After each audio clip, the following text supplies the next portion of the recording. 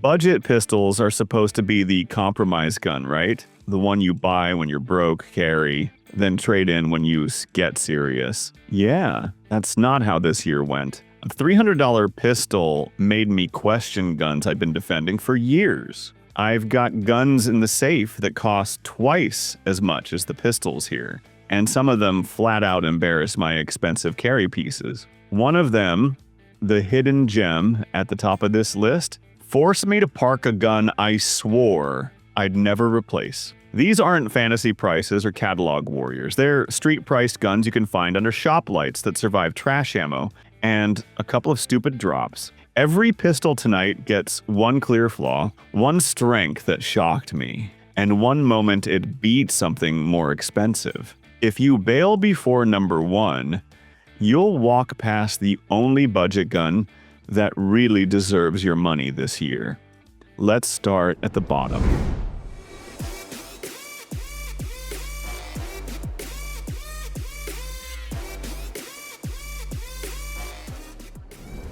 This one forced its way onto the list because it made me look stupid. Earlier this year, I was helping run a pistol class. Lines full of Glocks, P365s, a couple Hellcats, and one beat-up TP9 Elite SC that looked like it lived in a truck. Before we started, I'd already tossed out a quick joke about internet Turkish specials. Midway through a demo, my serious compact starts acting up.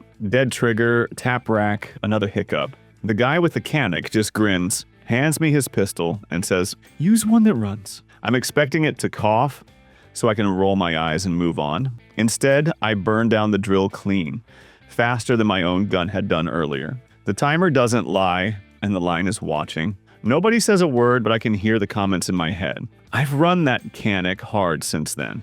Cheap ammo, stuffed in bags. It keeps working. I still don't love the support, and it's thicker than I like under a t-shirt, so it stays at 7. And I still can't tell if that's me being cautious about Turkish guns or too proud to admit it belongs higher next to some of the pistols we haven't talked about yet.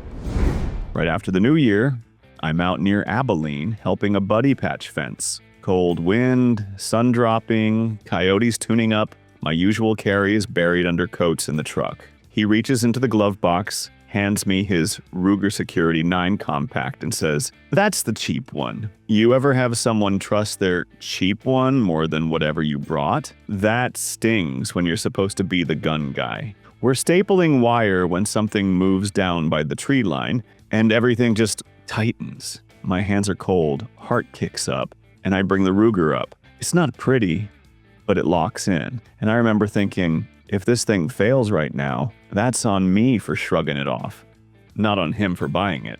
Nothing came out of the brush, but that thought has been stuck with the gun ever since. Security 9 compact still isn't perfect. Trigger's mushy, sights are plain, and I'd rather have something slimmer inside the waistband all day. So it lives in trucks and glove boxes, not on Instagram. I still call it the cheap one, and I honestly don't know if that's fair to the gun or just me trying to protect my pride after that fence line. Kid walks up to me at the range. Rental ear pro, nervous smile. Everyone says get a Glock or a SIG. I don't have that kind of money. What should I actually buy? Off the bench, I've got my Glock and my PSA Dagger. Handing him the Glock would have been easy. My hand actually went to it first, then I stopped, picked up the Dagger instead, and heard myself say, "Try this." Truth? I wasn't completely sure. I was already rehearsing the excuse in my head if the group looked bad. 10 yards. Slow fire. First group is tighter than it has any right to be for somebody with rental eyes and shaky hands. He looks at the target, then at the gun like, this is the cheap one. That look sells more than any review ever will. I still warn him, PSA is a check your sample brand. Holsters, long-term support, random quirks, Glock owns that part. But the paper doesn't care about logos, and he knows it now. He walks away seriously considering the clone instead of saving for the name. I pack the guns up, wondering if I just did him a favor, or rolled dice I'd never roll with my own carry. And that's the problem with this list. The higher we go, the more my usual carry guns started losing time they thought was safe.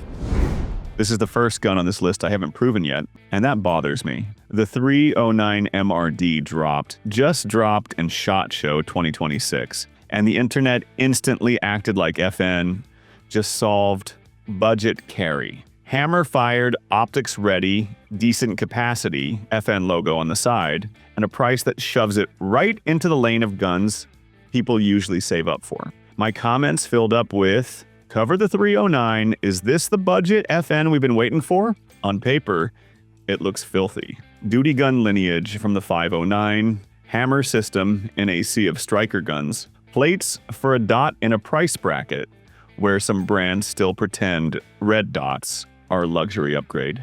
If the spec sheet is telling the truth, this thing could embarrass a pile of mid-tier pistols that cost more. But here's the problem, I haven't run it. I don't know if the hammer will still eat trash ammo, if the optics setup will stay put, or if the trigger feels like engineers or lawyers won the meeting. So it lands here purely on potential, not proof. In a few months, I'll know whether it deserves this spot, or whether this is the gun that makes me eat my words on camera. The only reason this gun is in my house is because its newer brother screwed me. My G2C didn't hiccup, it betrayed me. Hard jam in a drill, it had no business failing. I defended that gun, recommended it, then stood there yanking on a dead trigger like an idiot. I was done. Out of spite, I grabbed a G2C. Older, cheaper, pawn shop energy. You want to live as the budget line? Fine. I'll treat you like disposable hardware. Trash ammo, hot cars, glove box dust, lazy cleanings. I was waiting for it to die so I could say, "There, Taurus, case closed." It didn't die. It kept chewing past the same round count where the G3C embarrassed me. Triggers nothing special, frames chunky, sights are basic. Finish scuffs easy, but every time I thought, this is where it finally chokes, it just kept sending rounds. Do I trust Taurus now? No. I still expect this thing to stab me in the back. But the ugly truth is simple. The older, cheaper pistol is the one that refuses to quit. If it doesn't bother you, you're not listening. And if a beat-up G2C sits this high, imagine what kind of damage the next two pistols did to my usual carry guns. When ammo prices spiked and shelves went thin, I shot whatever I could grab. Old stock, weird brands, sketchy reloads. The serious pistols turned picky. One hated light loads, another coughed on random hollow points. The only gun I felt okay abusing was the Bodyguard 2.0. Small, cheap, easy to throw in a bag. Any box I didn't trust went through the smith. It was supposed to be the sacrifice. It didn't play along. While the big-name guns were having mood swings, this pistol kept eating junk ammo like it was regular ball. I fed it the worst boxes, hoping it would finally fail so I could stop respecting it. By the fourth box, after a Glock had already coughed on the same junk, the gun still running clean was the Bodyguard. I don't love shooting it. It's jumpy, the sight picture is tight, and that trigger makes you work harder than you want. But that mess separated diva guns from honest guns. And this one never acted like the gun I was willing to lose. So be honest,